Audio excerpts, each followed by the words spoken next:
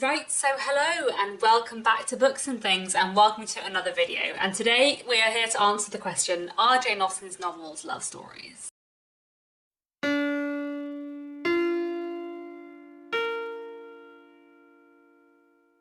So, before I get started with the many things I have to say, I think this is going to be quite a long video. I sat down to plan it and it took me about an hour and a half to plan, so I think we're going to be here for a while. I have many things to say. Before I get into the video, there are going to be spoilers in this video for all of Jane Austen's 6 novels. So, Pride and Prejudice, Emma, Sensibility, Northanger, Abbey, Persuasion and Mansfield Park. If you haven't read all of them, then I wouldn't recommend watching this video. I am also going to talk a little bit about her novella Lady Susan. I will try not to spoil Lady Susan as I know less people have read it, but if I do spoil Lady Susan I will put a warning on the screen and warn you beforehand, but I'll do my best not to spoil it. I think I should be able to say what I want to say about it without any spoilers. So before I start, I want to talk a little bit about what inspired me to make this video. This is a video I've been planning to make since last Jane Austen July, because last Jane Austen July I reread Sensibility for, I don't know, the 5th time, the 6th time. I'd read it lots of times before, and suddenly something slotted into place and I loved Sensibility in a way that I had never loved it before.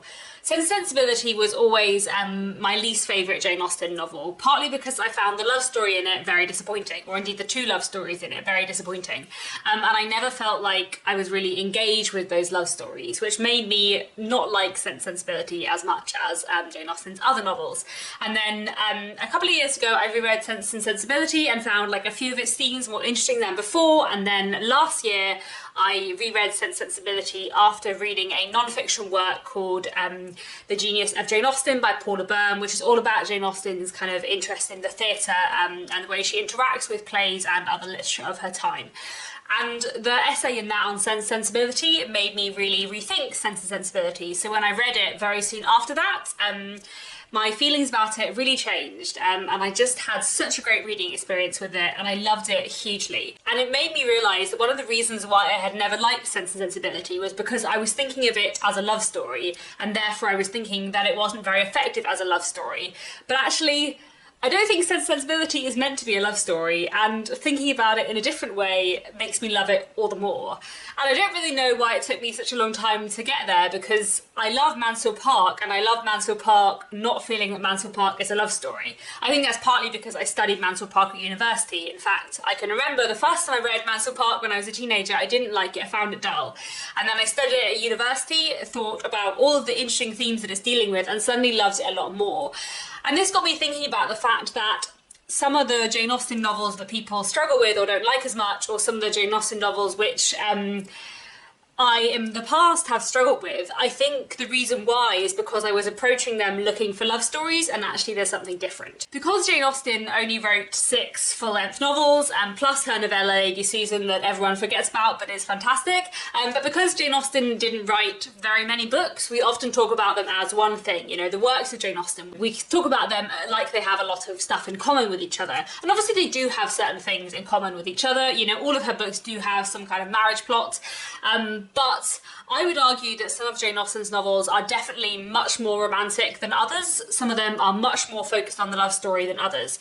And in a way, I feel like we actually should be separating Jane Austen's novels into different camps in the way that we do with Shakespeare. You know, when we talk about Shakespeare, we talk about his tragedies, his comedies, and his histories. And we also talk about the problem plays, which are sort of the comedies which don't really fit very neatly into comedies because they're also quite dark, but they're not like full tragedies.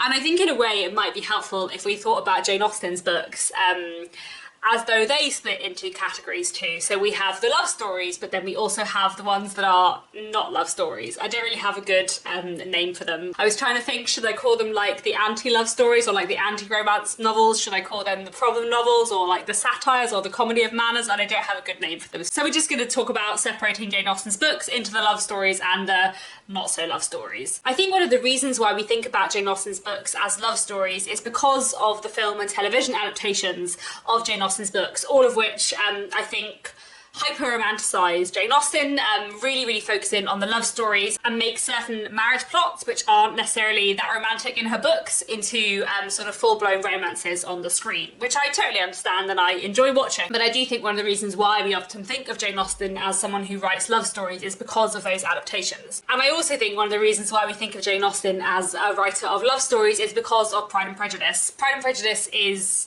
very much a love story, and it is a fantastic love story. I genuinely think it is possibly the best love story ever written. I love it very much, and I think it is a wonderful love story, and it is a love story at its heart. And Pride and Prejudice is obviously Jane Austen's most well-known novel, her most kind of enduring novel. It is the one that is adapted a lot, that people know the story of. You know, Pride and Prejudice is a really romantic novel, and I think, you know, a lot of people begin their journey with Jane Austen by reading Pride and Prejudice or by knowing the story of Pride and Prejudice, and therefore what they're expecting from all of Jane Austen's books is a love story like Pride and Prejudice. That's what they're looking for. But actually, that's not always what Jane Austen is about, and I think a lot of her novels aren't love stories in the way that Pride and Prejudice is, no matter how much the adaptations of these books may pretend they are. So today I'm going to divide Jane Austen's novels into like two camps. The love stories, the 3 books by her that I think are like really love stories, and that's what they are at their heart, and then the 3 or 4, including Lady Susan, books that are different things, that are doing something slightly different and have like a different focus to them. I should say though, before I get into that, that all of Jane Austen's novels have a lot of other things going on in them, and none of them are purely focused on the love story. Like even the ones that I think are really romantic and, you know, the love story is very much at the heart, there are a lot of other things going on in those books too. I made a video last year about looking at Jane Austen's novels as coming-of-age stories, which I'll link down below, where I talked about viewing Jane Austen's books as coming-of-age stories, and sort of the character arcs and character development you see in a lot of her novels. I think you can view nearly all of Jane Austen's books as coming-of-age stories, and all of her books also contain a lot of social critique, a lot of examination of money and the sort of position of women at this point in time. Even the most romantic of her novels have a lot of other different things going on in them, and Jane Austen uses the marriage plot as a kind of plot device to create love stories, but also to explore a lot of other themes.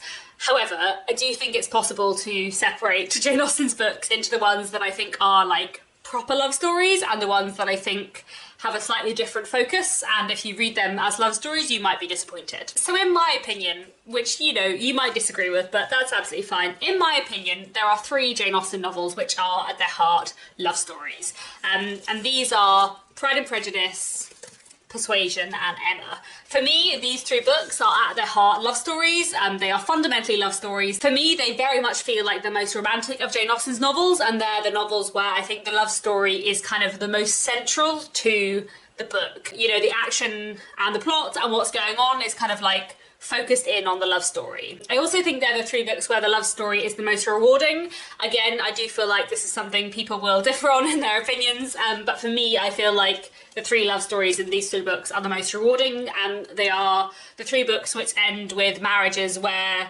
I feel more convinced by the 2 main characters who are getting married as a couple. And when I think about like the most romantic moments in all of Jane Austen's books, they come from Persuasion, Pride and Prejudice and Emma. These are the books that for me are the most like romantic, which obviously, you know, I don't really have a definition of romantic for you. I don't mean like capital R romantic of the 18th century, I mean like romantic in terms of love story-esque. I don't have a very good definition for you, but I'm sure you do know what I mean. One thing I always find super interesting in Jane Austen's books is what she chooses to give in a direct speech, you know, where we're hearing in dialogue the actual words that characters say, versus the things that she chooses just to report, the things that she chooses just to say, this happened, this conversation happened, but I'm not going to give you the exact words.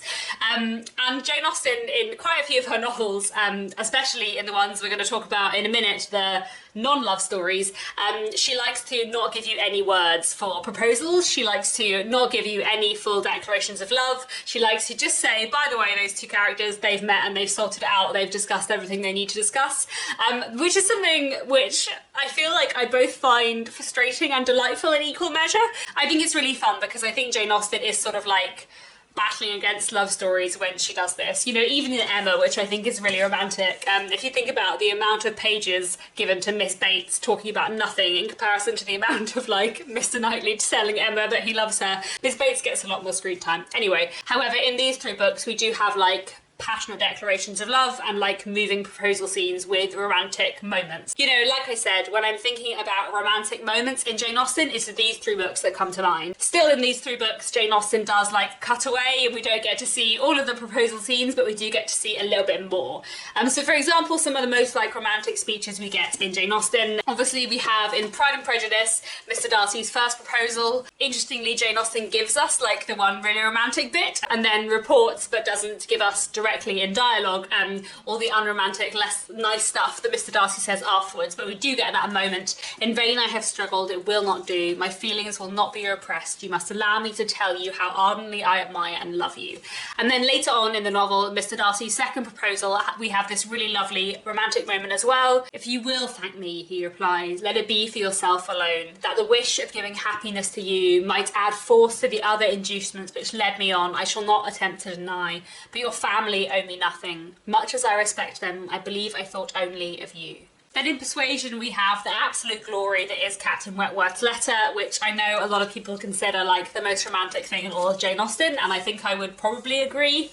I can listen no longer in silence. I must speak to you by such means as are within my reach. You pierce my soul. I am half agony, half hope. Tell me not that I am too late, that such precious feelings are gone forever. I offer myself to you again with a heart even more your own than when you almost broke it 8 years and a half ago. Dare not say that man forgets sooner than woman, that his love has an earlier death. I have loved none but you. I really like Captain Wentworth's letter. I think that is a really romantic moment, as many people have said. And then Emma too, even though Mr. Knightley proclaims that he cannot make speeches, I feel like what little he does say to Emma is really romantic. I cannot make speeches, Emma. If I loved you less, I might be able to talk about it more. But you know what I am. You hear nothing but truth from me. I think Emma is probably slightly less romantic than Persuasion and Pride and Prejudice, partly in just that it is sort of a longer book and has a bigger cast, and we have a lot of other subplots going on that are kind of slightly apart from Emma and Knightley. Although I do feel like all of the subplots are actually, you know, there to tell us more about Emma and Knightley and their relationship, and to make Emma kind of realise her true feelings. You know, there are a lot of time in the book is dedicated to Harriet and her kind of subplots, but actually it's through Harriet in the end that Emma kind of realises how she really feels about Mr. Knightley. And I do feel like the love story is still kind of very central to Emma. So for these 3 books, I would argue that they are love stories. Like, for me, that is what they're about. There are a lot of other things they're about as well, but I feel like at the heart of these 3 books is a really good love story. But the other Jane Austen novels that I'm about to talk about, I feel are much less directly love stories than these 3. As I said, I don't know how exactly to categorise these novels. The problem novels, the satires, the comedies of manners, I don't know. But let's start off with Lady Susan. I'm not going to say too much about Lady Susan because, as I said, I don't want to spoil it. I'm aware less people have read it. If you don't know what Lady Susan is, it is an epistolary novella that Jane Austen wrote. It wasn't published until much later on in the 19th century, several decades after her death, but it is completed and finished, and it is really, really good, and I really, really recommend it. I think Lady Susan is probably like the most obviously not a love story of Jane Austen's completed works. It feels very different to her other works. It's an epistolary novella, you know, it's written in the form of letters, and the heroine is rather different from Jane Austen's heroines in that she is, one, a bit of an anti-hero, but also Lady Susan is in her mid-30s, she has a 16-year-old daughter, she's a widow, and she is very, very scheming, and not that nice, but in a way that is kind of fascinating to read about.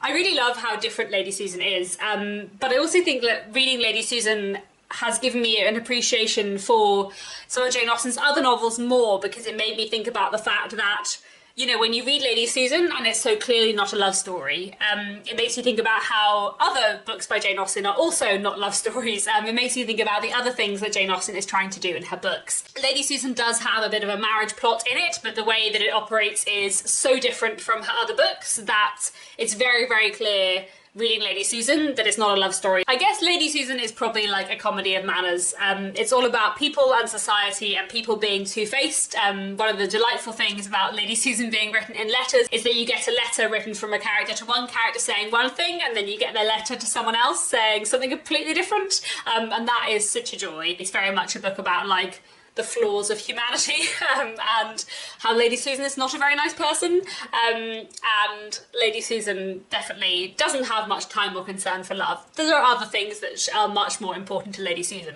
so I really recommend Lady Susan. It's really great, and yes, definitely not a love story, and a really interesting one to read to make you think differently about Austen's more well-known books as well. So first I'm going to talk a little bit about Northanger Abbey and what Northanger Abbey is, if it isn't a love story. Obviously there is a bit of a love story in Northanger Abbey. We have Catherine Morland, she likes Henry. We know that they're probably going to end up together, but like, I really feel like the love story is not the point of Northanger Abbey. And in fact, Northanger Abbey probably does still remain my least favourite Jane Austen book, but I feel like one of the reasons why I have always struggled with Northanger Abbey is because I find the love story really lacklustre. Like, Catherine and Henry meet, they like each other, there aren't really that many obstacles. In fact, the main obstacle, the fact that she's not rich enough for his family, she doesn't even know about until the very end, because Henry Tilney's father, General Tilney, has been misled into thinking Catherine's much richer than she is, and so he believes that she's very rich and therefore likes her. So the kind of like parental disapproval obstacle Catherine isn't even aware of until very near the end, like at the moment that Henry proposes. So the obstacle that kind of would make their love story interesting isn't really there. We know that she's not interested in John Thorpe, he's slightly interested in her, but we know that really doesn't make a difference. Like, there aren't very many obstacles. Basically what happens is Catherine and Henry meet, they like each other, a few months pass, things happen, they get to know each other better, and then they get married even though his father doesn't approve. And that's kind of all, which I've always found slightly frustrating, but that's also completely the point. Northanger Abbey is a book that is very much like a critique of and a satire of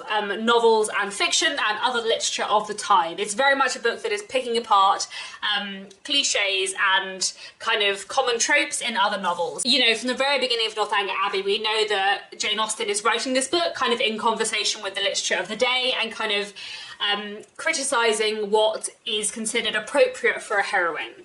No one who had ever seen Catherine Morland in her infancy would have supposed her born to be a heroine. And at the end of the first chapter, but when a young lady is to be a heroine, the perverseness of 40 surrounding families cannot prevent her. Something must and will happen to throw a hero in her way.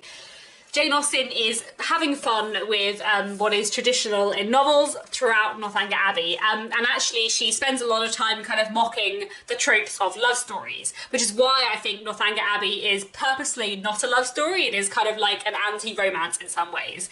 There are so many moments in this book where Jane Austen is kind of undermining romance and drama. So for example, there's a bit where Catherine is at a ball and she sees Henry Tilney crossing the room, standing next to a woman who she's never seen before. And this is what Jane Austen says. He looked as handsome and lively as ever, and was talking with interest to a fashionable and pleasing-looking young woman who leant on his arm, and whom Catherine immediately guessed to be his sister, thus unthinkingly throwing away a fair opportunity of considering him lost to her forever by being married already. But guided only what was simple and probable, it never entered her head that Mr. Tilney could be married. He had never mentioned a wife, and he had acknowledged a sister. From these circumstances sprang the instant conclusion of his sister's now being by his side, and therefore, instead of turning of a death-like paleness and falling in a fit on Mrs. Allen's bosom, Catherine sat erect in the perfect use of her senses and with cheeks only a little redder than usual. And I was thinking about this passage especially because I recently watched the 2007 film adaptation of Northanger Abbey, which I really, really love. And in the 2007 film adaptation, they do the opposite, where they make Catherine like see Henry Tilney with a woman and be like, oh no, he's with someone else, and then she discovers that it's his sister and she's really surprised and pleased. And I find that really funny because they just did the exact opposite of what Jane Austen said, but they did that to make it a little bit more romantic because, you know, adapting Jane Austen to screen, that is what is usually done. It is a great film, I'm not criticising it, I think it's a really, really fantastic adaptation of Northanger Abbey, but I find it really funny to see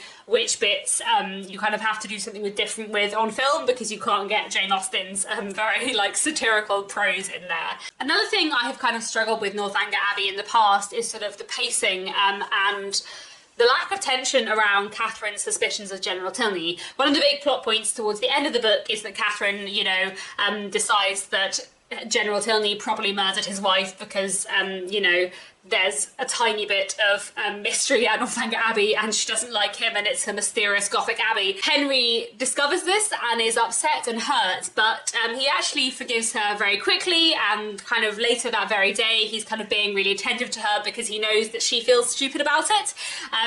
And when Catherine Morland is dismissed from the house not that long after, she never thinks that General Tilney might have dismissed her for her suspicions because she knows Henry will have kept her secret, and that never enters her head, which in a more dramatic romantic story it kind of would.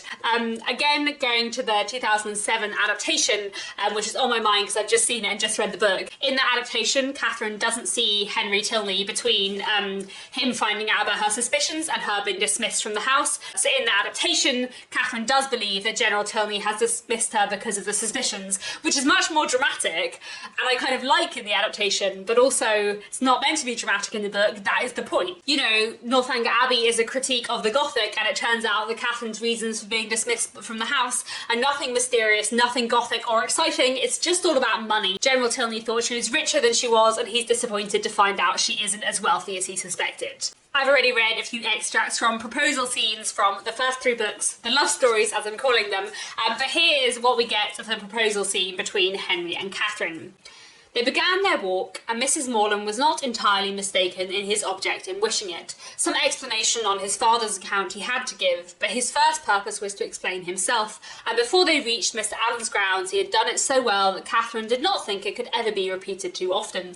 She was assured of his affection, and that heart in return was solicited, which perhaps they pretty equally knew was already entirely his own, for though Henry was now sincerely attached to her, though he felt and delighted in all the excellencies of her character and truly loved her society, I must confess that his affection originated in nothing better than gratitude, or, in other words, that a persuasion of her partiality for him had been the only cause of giving her a serious thought. It is a new circumstance in romance, I acknowledge, and dreadfully derogatory of a heroine's dignity, but if it be as new in common life, the credit of a wild imagination will at least be all my own. So basically, in that paragraph, Jane Austen is kind of, explicitly saying, I'm being very unromantic in telling you about Catherine and Henry's love story, and he initially only thought about her at all because she clearly really liked him, which, doesn't feel very romantic, especially for, this point in time where it would have been kind of considered much more romantic and appropriate for the gentleman to love first rather than the lady, as it were. And I feel like what's really interesting about Northanger Abbey and that section and all of the whole book is that Jane Austen is being purposefully unromantic. She is writing against romance. And Jane Austen does this throughout the book. There are so many moments where she says,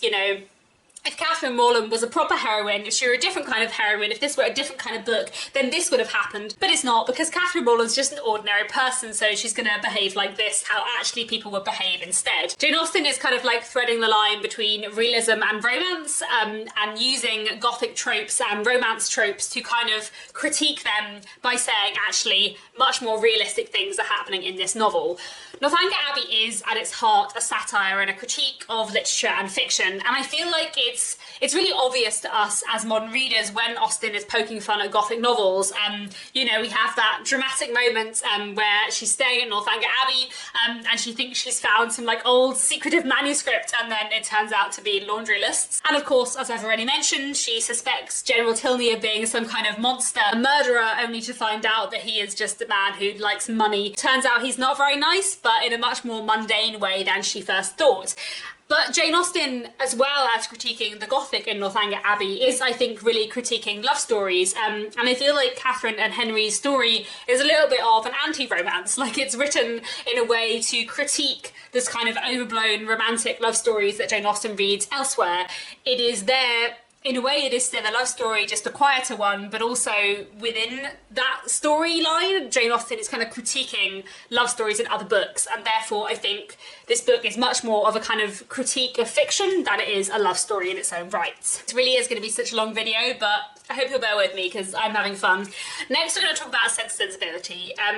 So I have so many things to say about Sense and Sensibility. I'll try not to go on for too long. As I've already mentioned with Northanger Abbey, it feels kind of obvious on the surface that Northanger Abbey is a critique and a satire on literature and fiction, because Gothic tropes are still hugely familiar to us as readers today. You know, we all know what Gothic tropes are still, because Gothic tropes have kind of remained in culture and in literature and fiction, in film, on TV, as well as in books.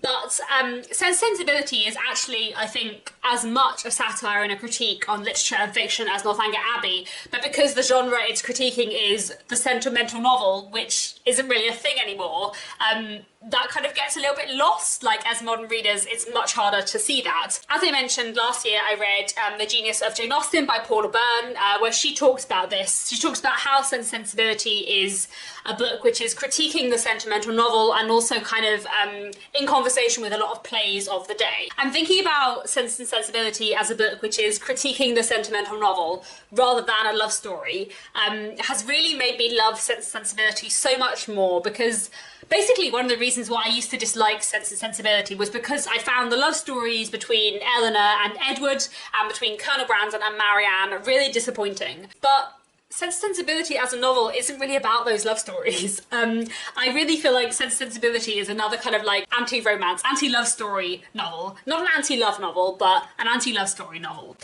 So, to talk a little bit more about what sentimental novels are, the sentimental novel is basically this 18th century literary genre that celebrated emotions and sentiment. It favoured extreme emotion, whether that be like passion or joy or tenderness or distress or any kind of negative emotion. It favoured extreme emotion over rationality. Everything was about being extreme. And usually in the sentimental novel, you have like a very, very pure heroine who's like excessively emotional, and, you know, an emotional hero as well, and then like a rascal villain who is, you know, horrible in every way and is kind of excessive in a different way. So I haven't read that many sentimental novels. I think Evelina by Frances Burney is considered to be one, and also The Vicar of Wakefield by Oliver Goldsmith, both of which I have read. And I'd also say that The Woman of Colour, which is an anonymous book, which I enjoyed, is also a really good example of a sentimental novel. I also recently read a play, The Rivals by Sheridan, which was really interesting in that it's not sentimental exactly, but like Sensibility, it's a critique of sentimental novels. But anyway, Sensibility is very much like in conversation with and critiquing the sentimental novel. So Marianne is basically like typical sentimental novel heroine. You know, at the beginning of the book, she wears her heart on her sleeve, she's hugely emotional, she gives into her emotions, like, not only when she can't repress them, but also she doesn't have any interest in repressing her emotions. She gives into her emotions to the point of making herself ill, which, you know, the heroine of a sentimental novel should do. Marianne is all emotional, she's all sentiment and sensibility. While Eleanor, meanwhile, is the opposite. Eleanor would do no good in a sentimental novel because Eleanor controls and hides her emotions and is very, very sensible. She is all sense and rationality, which sentimental novels were opposed to, and whereas Marianne is very, very sentimental. And the point of Sense and Sensibility, in many ways, I think, is to prove them both wrong, in that Marianne's excessive emotion leads her into danger, it leads her into vulnerability, that means Willoughby is able to hurt her much more than he might have been if she had been more guarded, and it also leads her to kind of indulge in her emotions to the extent that she endangers her own health later on in the book. And she's aware that if she had behaved more like Eleanor, if she had controlled her emotions, she would have been less unhappy. So we have this speech from Marianne later on in the book. She's talking about Willoughby, and Eleanor says, "Do you compare your conduct with his? No, I compare it with what it ought to have been. I compare it with yours. I saw in my own behaviour since the beginning of our acquaintance with him last autumn nothing but a series of imprudence towards myself and want of kindness to others. I saw that my own feelings had prepared my sufferings, and that my want of fortitude under them had almost led me to the grave. My illness, I well knew, had been entirely brought on by myself, by such negligence of my own health as I had even felt at the time to be wrong. Had I died, it would have been self-destruction." But Eleanor is also wrong, because Eleanor hides her emotions to such a degree that it also makes her suffer more.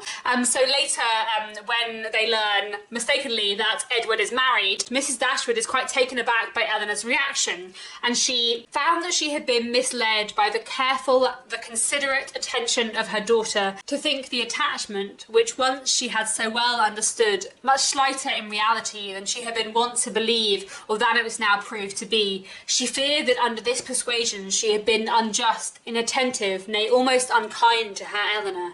And earlier on in the book too, we see Marianne kind of reproach Eleanor for being happy in a way that hurts Eleanor. And if Eleanor was a little bit more open with her emotions, then that would have given both her sister and her mother the ability to support her more. Even Edward, later on when he and Eleanor are finally engaged, when Eleanor says that he, you know, stayed too long at Norland, that he shouldn't have stayed so long when he realised he was falling in love with her, and he says, "I was wrong in remaining so much in Sussex, and the arguments with which I reconciled myself to the expedience of it were no better than these. The danger is my own. I am doing no injury to anybody but myself." And Edward must have had some sense that Eleanor likes him. We know from the fact that he immediately comes to Eleanor after the breakup of his engagement with Lucy, that he must have felt Eleanor felt something for him. But we get a sense from this speech that he felt that he was in more danger of being hurt than her, which again I think comes from the fact that Eleanor didn't really show him her full emotions. And if he had had a clearer idea of her emotions, would he have acted differently in a way that would have hurt her less? It's hard to know.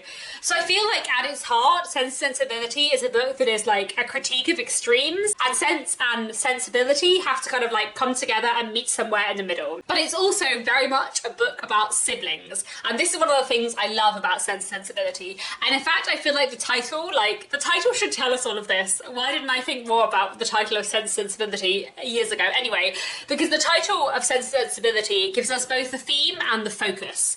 Because we know from the title that this is a sibling story, not a love story. You know, if you think about Pride and Prejudice, Pride is Mr. Darcy, Prejudice is Elizabeth. I know both of them have a little bit of both, but like basically when you read Pride and Prejudice, Darcy is Pride and Elizabeth is Prejudice. But in Sense and Sensibility, Eleanor is sense and Marianne is sensibility. So we have in the title the two sisters, not a pair of lovers. So we kind of know from the title, or we should know from the title, that this is a story about siblings, and the siblings are gonna tease out the theme. It's not a story about a romantic couple. But one thing I find really interesting in Sense and Sensibility is that it's not just the relationship between Eleanor and Marianne that is central. I also really love the pseudo-sibling relationships in this book. I think a lot of people, when they read Sense and Sensibility, think maybe Eleanor and Brandon would have been a better couple than Edward and Eleanor or Brandon and Marianne. You know, we get to see quite a lot of Eleanor and Colonel Brandon's friendship, and in a way we probably get to see more of their friendship and more of their like platonic regard for each other than Eleanor and Edward's romantic feeling for each other. And certainly we get to see a lot more of Brandon and Eleanor's friendship than we get to see of Marianne falling for Brandon later, though we do get to see a bit of Brandon falling for Marianne earlier. But actually one thing I really love in Sense and Sensibility is the friendship between Eleanor and Colonel Brandon. It's one of the few like platonic male-female friendships that we get in Austen that isn't between siblings, and I feel like it's done really well and it's really lovely to see. And I actually feel like the pseudo-sibling relationships between the kind of future sister and brothers-in-laws are done really, really well. You know, Eleanor and Brandon have a really strong affection for each other, and Marianne and Edward too. Like Marianne has such a steady affection for Edward and really views him much more as a brother than she views her actual half-brother John. We know throughout the book that Edward is very shy and reserved and kind of struggles in social situations, and the one time we see Edward like relaxed enough to tease anyone is when he teases Marianne about Willoughby,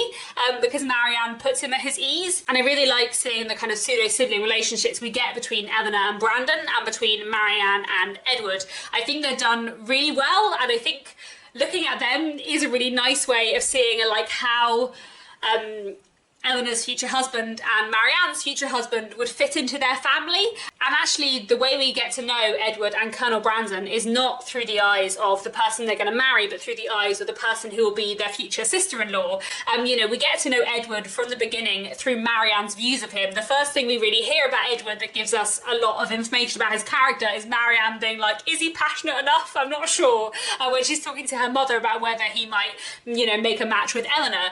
And we see a lot of Colonel Brandon through Eleanor's eyes rather than through Marianne's, which means we always kind of have like the family ties and the sibling ties more centre stage than the love stories in Sense and Sensibility. I would say that the romantic relationship we see the most of in Sense and Sensibility, the one that is the most fully developed and the one that feels central to the plot and the action of the book, is the relationship between Marianne and Willoughby, which obviously has a lot of problems.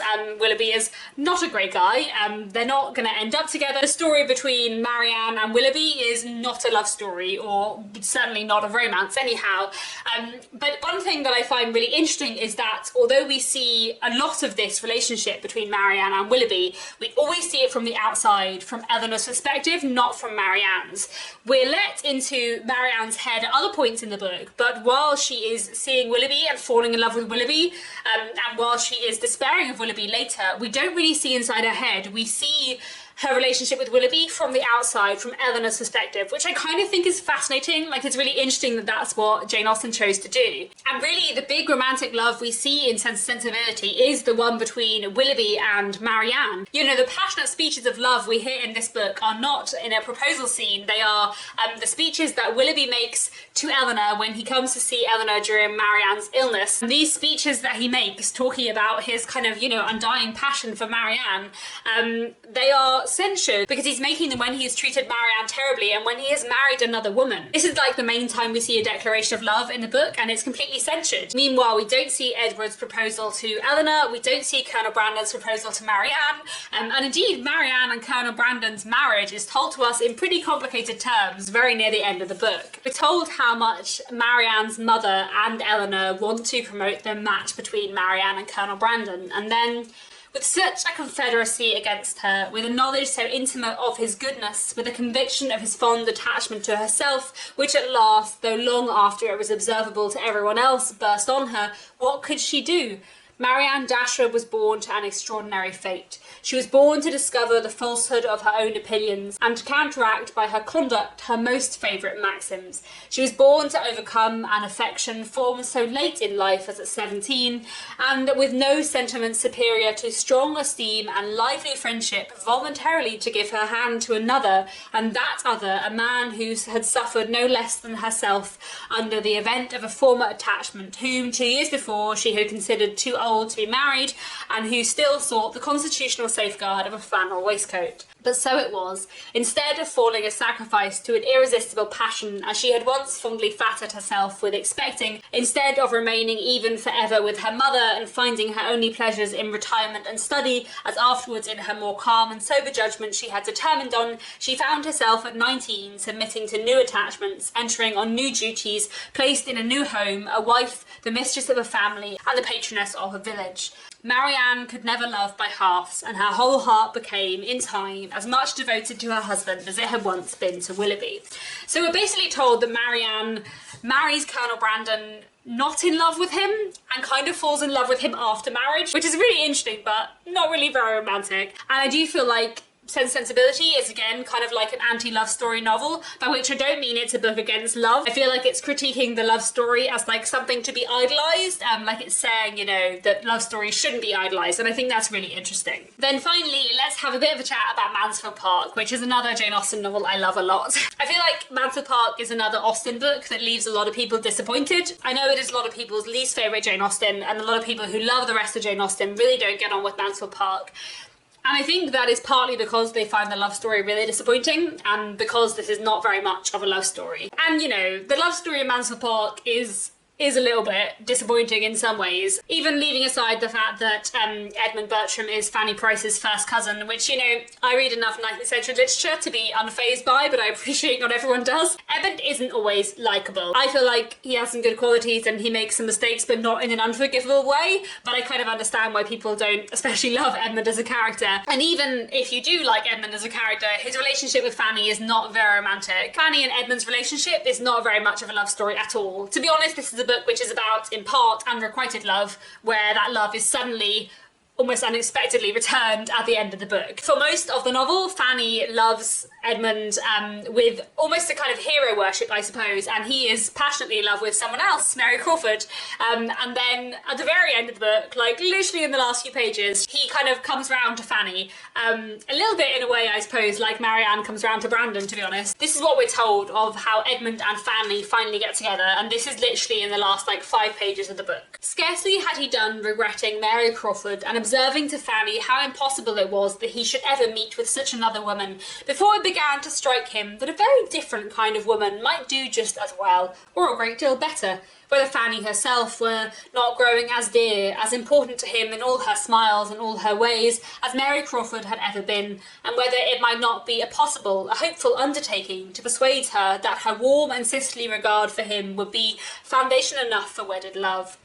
I purposefully abstain from dates on this occasion, that everyone may be at liberty to fix their own, aware that the cure of unconquerable passions and the transfer of unchanging attachments must vary much as the time and different people. I only entreat everybody to believe that exactly at the time when it was quite natural that it should be so, and not a week earlier, Edmund did cease to care about Mary Crawford and became as anxious to marry Fanny as Fanny herself could desire. And this happens right, you know, last 5 pages of the book, and this is all we get about how Edmund finally comes to fall in love with Fanny and how they get married. And it's not very romantic at all, and that is completely the point.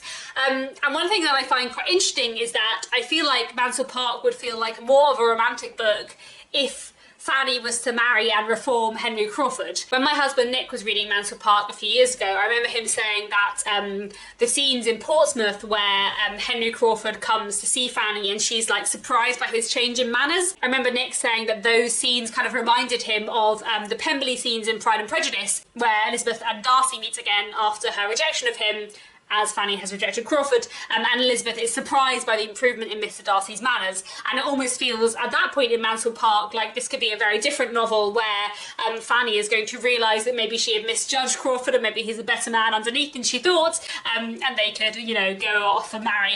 And that would be more romantic in some ways. But also, one, Crawford is not a great guy, and also Fanny doesn't love him, and that's really important, which in a way it maybe makes Mansfield Park more romantic than every other Jane Austen book. But anyway, let's not talk about that because that defeats the whole point of my argument in this video. Anyway, my point was that Mansfield Park isn't really a love story in a conventional way. It is about so many other things.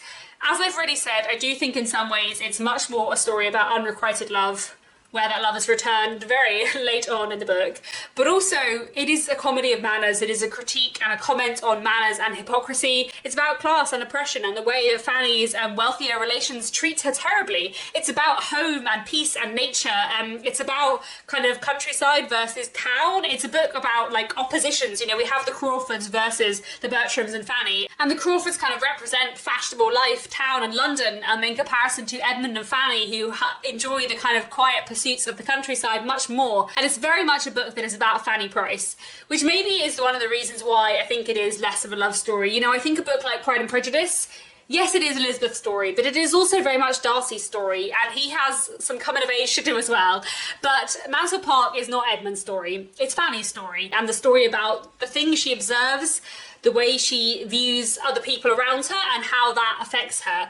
And I love Fanny Price as a heroine for lots of reasons. Partly I think because although she is very quiet and meek and sometimes feels passive, she is also very like strong in her convictions when she really believes things, and she's very strong in her attachments when she has them. And you know, I think a lot of people think of Fanny as a pushover, but like Fanny is absolutely not a pushover. And the 2 times in the book that she really cares about things and feels strongly, she stays firm. You know, she won't take part in the play, in the amateur dramatics that they're doing, which she feels is not very appropriate under the circumstances that they're all in. And she also refuses to marry Henry Crawford because she doesn't like him or respect him, and she stays firm to her convictions in that, which I think is kind of great. And I feel like we should all, you know, admire Fanny Price a little bit more than people do. I also think this book has like a generational battle in it, which I find really interesting. You know, we have the cruel Mrs. Norris, the indolent Lady Bertram, and the strict Sir Thomas Bertram. And these 3 parental figures have managed to bring up like 5 very, very different children who have all been influenced in different ways by their different treatments. And we have Julia and Mariah, who are both spoilt, but also kind of like their father has been so strict that they're not open with him. They're just kind of playing a part when he's there, which means he doesn't really understand them at all. We have Tom, who is, you know, wild and reckless. We have Edmund, who has kind of set himself up in opposition to his siblings and is much more kind of reserved and quiet and moral, but he is also quite naive in many ways. And meanwhile we have Fanny Price, who has been oppressed by so much of the family around her that she has become kind of strong and silent, and that she has come to rely upon her own judgment hugely because no one else relies upon her judgment. And I just really like Fanny a lot. In some ways I think Mansfield Park is like the most complex of Austen's novels and maybe the most quiet. Like, I love it, but I didn't love it the first time I read it. And it took studying it at university and rereading it lots and lots to really, really, really love it so much. So I kind of understand why people struggle with it, but I do think it is a wonderful book. And if you read it not expecting a love story, but expecting something completely different, then you might really love it too. In conclusion, some of Jane Austen's books are love stories and some of them are not. And that's one of the reasons why I love Jane Austen, because her books are all complicated and fascinating. And I really like all of the different things that are going on in Jane Austen. I do think that if you go into all of Austen's books looking for a love story, you might find yourself a little bit disappointed. So I think it's worth thinking about the fact that Jane Austen's books are quite different and some of them are much more love stories than others. So, as I said, I believe I'm going to put forward my argument that her love stories are Pride and Prejudice, Persuasion and Emma, and her non-love stories, whatever we're going to call them, her non-love stories, let's just go with that, are Lady Susan, Northanger Abbey, Sensibility and Mansfield Park. But I love all 7 of them and they're fantastic. I think that's all I wanted to say, by which I mean I've probably been talking for like an hour and a half, 2 hours, so let's see how eternally long this video ends up being. But thank you very much for watching. Please do let me know your thoughts down in the comments. Do you think Jane Austen's books are love stories? Which of her books do you think are the most romantic? Which are the most like love stories for you? What do you love about Jane Austen's books? That's all for now. Thanks so much for watching, and I'll be back very soon with another bookish video.